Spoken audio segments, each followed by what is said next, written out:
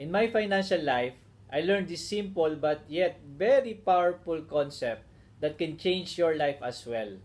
Because sa amin po, it really changed our life.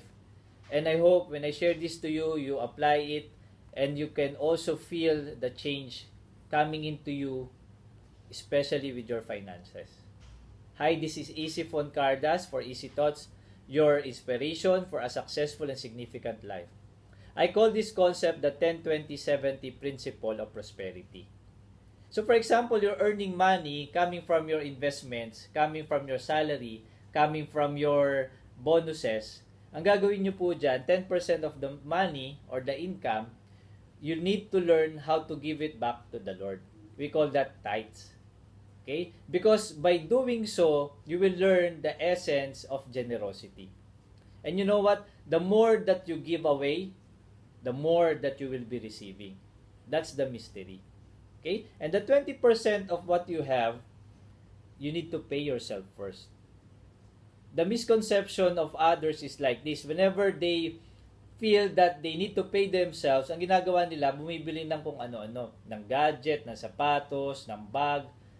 So, ang sinasabi dito, when you pay yourself first, 20%, you need to give it para sa future mo na. Okay? So, if you're planning for retirement, you set aside money for that. Go and look for investment houses.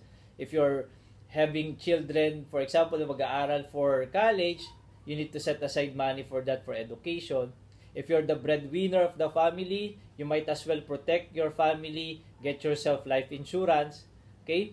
Or even you as the money machine, you need to get yourself healthcare, for example, okay? And also especially if there's any emergency, dapat may emergency fund ka. So you need to set aside money for that, get it from the 20%. Okay? And the remaining 70%, ito yung panggastos mo. Go and buy for expenses. Ito yung mga panggamit natin araw-araw or yung special account ng mga nag-abroad, we call that remittance. All of those things, dito mo kunin. Ngayon, some people ask me, paano naman ako mag-happy-happy? Baka pag ginawa ko to, hindi na ako kumain. Okay? So, if you're planning, for example, to go to Hong Kong Disneyland, to go to Maldives, for example, or even just buy the new gadget out there, kunin mo yon dito sa tinatawag natin na 70%, but get it from the lifestyle. Okay? Ito yon. Okay? But you will need to get it from here, dito sa 70%. Hindi mo pwede yung kunin sa iba.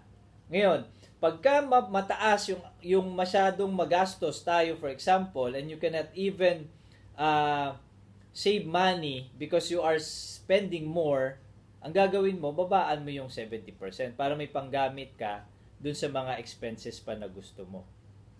Alam nyo po, by doing this, pakonti-konti, magbabago ho yung buhay ninyo financially. And the key word here, yung key lesson po dito, is disiplina.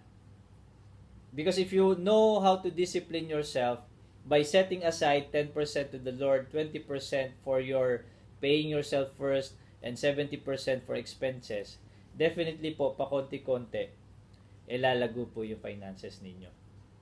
So I hope this concept, very simple, and very powerful, can change your life the way it changed our life, para po pakonti-konti din yung buhay ninyo, yung talagang pangarap mo na buhay, mangyari. Again, this is Easy Foncardas, enriching you to have a better and easier life.